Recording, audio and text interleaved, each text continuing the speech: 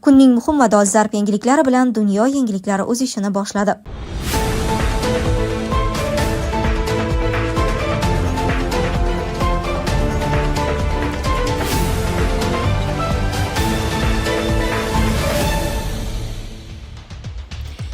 Dollar davri yakunlanmoqdami? 2026-yil AQSh valyutasi uchun sinov bo'ladi.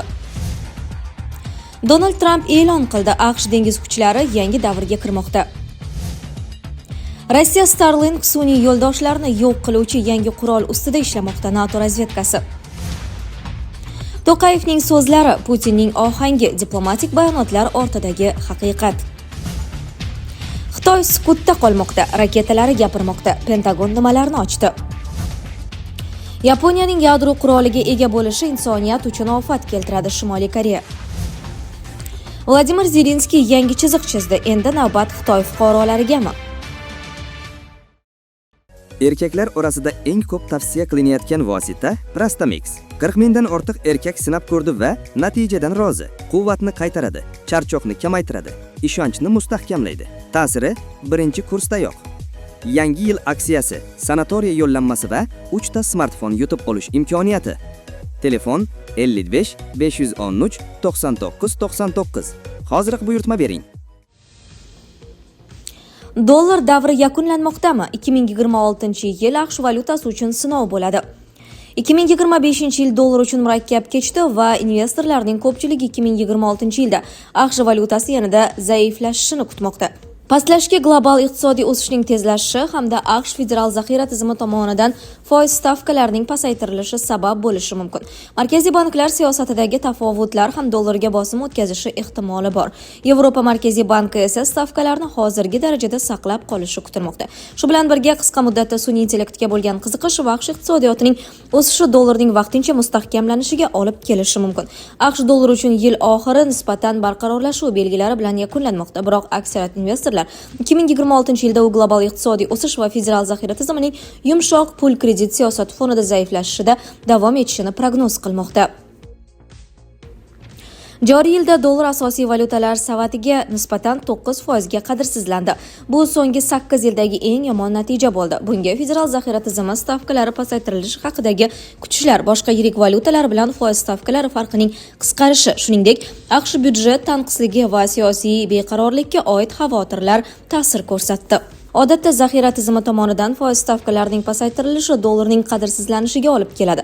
Chunki AQSh valyutasida ifodalangan aktivlarni xorijiy investorlar uchun kamroq jozibador qiladi va dollarga bo'lgan talabni kamaytiradi. So'nggi oylarda biroz tiklanish kuzatilgan bo'lsa-da, dollar indeksi sentyabrdagi minimumdan qariyb 2% ga oshdi. Nashr tomonidan dekabr boshida o'tkazilgan so'rovga ko'ra, tahlilchilar 2026-yilda AQSh valyutasining yanada zaiflashishini kutishda davom etmoqda. Donald Trump e'lon qildi, AQSh dengiz kuchlari yangi davrga kirmoqda. AQSh mutlaqo yangi sinfga mansub 2 ta harbiy kema qurishga qaror qildi. Ular gipertovushli qurollar va lazerlar bilan jihozlanadi. Yadroviy qurol va qanotli raketalarni olib yurish imkoniga ega bo'ladi. Bu haqda AQSh prezidenti Trump 22-dekabr kuni Floridadagi Mar-a-Lago qarorgohida bo'lib o'tgan marosimda so'z ochdi. Trumpning aytishicha, ushbu flot dastlab 10 ta kemadan iborat bo'ladi. Kelajakda esa ularning soni 20-25 taga yetkaziladi. Harbiy kemalar eng yuqori darajadagi to'plar va raketalar bilan qurollanadi. Ularda shuningdek gipertovushli qurollar, zamonaviy elektr relstrinlari va hatto kuchli lazerlar bo'ladi. Bundan tashqari, ular hozir ishlab chiqilayotgan dengiz bazasidagi yadroviy qurollar va qanotli raketalarni ham olib yuradi, degan Trump. Trumpning ta'kidlashicha, suv siqimi 30-40 ming tonna bo'lgan bu kemalar AQSh harbiy dengiz flotining flagmanlariga aylanadi. Qurilish uchun 26 milliard dollar sarflash rejalashtirilgan. Amerika yetakchisi kemalar alyuminiydan emas, balki po'latdan qurilishini ta'kidladi. Shuningdek, AQSh prezidenti yana 15 ta yangi suv osti kemasi qurilishi haqida ham ma'lum qilgan. Uning aytishicha, hozirda Washington ixtiyorida 30 dan ortiq suv osti kemasi mavjud. Rossiya Starlink sun'iy yo'ldoshlarini yo'q qiluvchi yangi qurol ustida ishlamoqda. NATO razvedkasi. Rossiya amerikalik milliarder Ilon Maskga tegishli Starlink sun'iy yo'ldoshlarini nishonga olish uchun mo'ljallangan yangi anti-sun'iy yo'ldosh qurolni ishlab chiqmoqda. Bu haqda NATOning ikki davlatiga tegishli razvedka ma'lumotlariga tayanib The Independent xabar berdi. Razvedka hisobotlariga ko'ra, Rossiya ishlab chiqayotgan qurol Starlink orbitalarini yuz minglab yuqori zichlikdagi granulalar bilan to'ldirishni ko'zda tutadi. Bunday qurol bir vaqtning o'zida bir nechta sun'iy yo'ldoshni ishdan chiqarishi mumkin. Biroq mutaxassislar bu usul koinotdagi boshqa tizimlar uchun ham halokatli zarar keltirishi mumkinligidan ogohlantirmoqda. Moskvaning bundan maqsadi Ukrainaga jang maydonida yordam berayotgan G'arbning koinotdagi ustunligini cheklash ekani aytilmoqda. Tahlilchilar bunday qurolning ishlatilishiga shubha bilan qaramoqda, sababi koinotda nazorat qilib bo'lmaydigan tartibsizlik nafaqat G'arbga, balki Rossiya va uning ittifoqchisi Xitoyga ham zarar yetkazadi. Har ikki davlat ham muhim aloqa va mudofaa tizimlari uchun minglab orbital sun'iy yo'ldoshlarga tayanadi.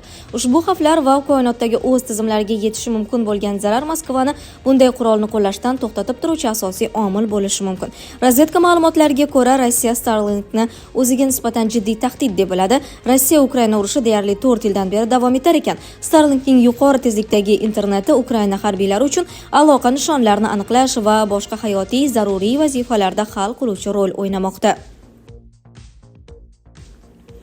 To'qayevning so'zlari Putinning ohangi diplomatik bayonotlar ortidagi haqiqat.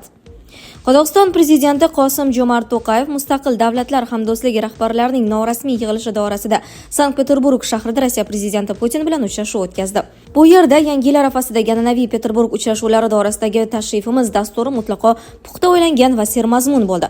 Biz EOI doirasida qator masalalarni ko'rib chiqdik. Qarorlar qabul qildik. MDH formatida ham hamkorligimizga oid juda muhim dolzarb masalalar muhokama qilindi. MDH nufuzli va talabi yuqori bo'lgan xalqaro tashkilot hisoblanadi.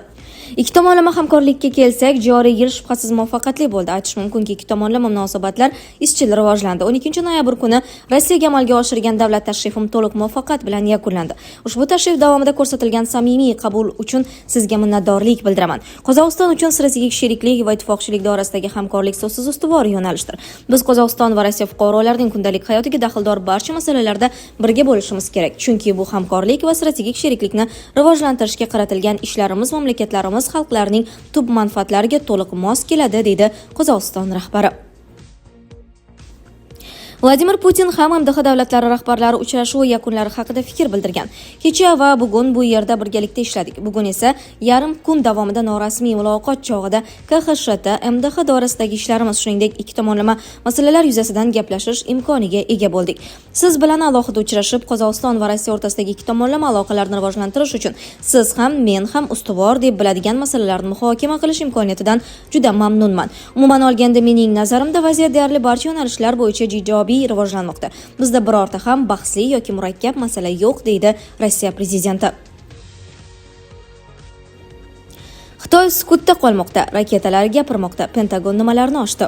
Xitoy Mo'g'uliston bilan chegara bo'ylab o'zining 3 ta raketa poligoniga 100 dan ortiq qit'alararo ballistik raketalarni joylashtirib, ularni shay holatga keltirgan. Bu haqda Pentagonning Reuters nashri tomonidan ko'rib chiqilgan maxfiy hisobot loyihasida ma'lum qilinadi. Hisobotga ko'ra, Xitoy o'z qurol-yarog' zaxirasini boshqa har qanday yadroviy davlatdan ko'ra tezroq kengaytirmoqda va modernizatsiya qilmoqda. AQSh prezidenti Tramp noyabr oyida Rossiya va Xitoy bilan birgalikda yadrosizlantirish rejasini ishlab chiqishi mumkinligini aytgan edi. Biroq Pentagon tahlilchilari Pekinda qurollanishni nazorat qilish bo'yicha har qanday muloqotga nisbatan ishtiyoq yo'qligini qayd etgan.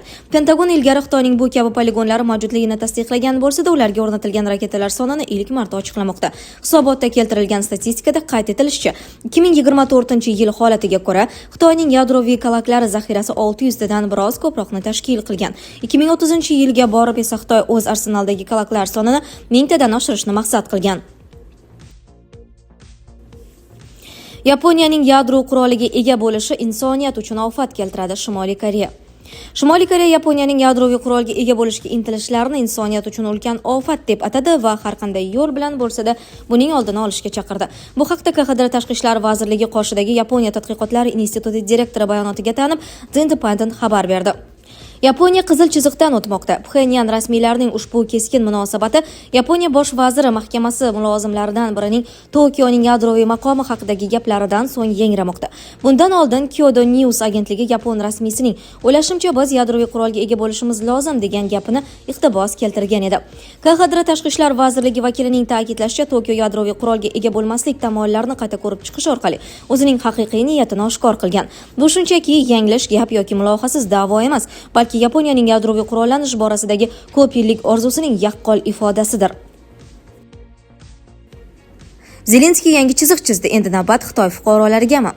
Ukraina prezidenti Zelenskiy Rossiya harbiy sanoat majmuasi bilan hamkorlik qilayotgan Xitoy fuqarolariga nisbatan sanksiyalar joriy etish to'g'risida qaror qabul qildi.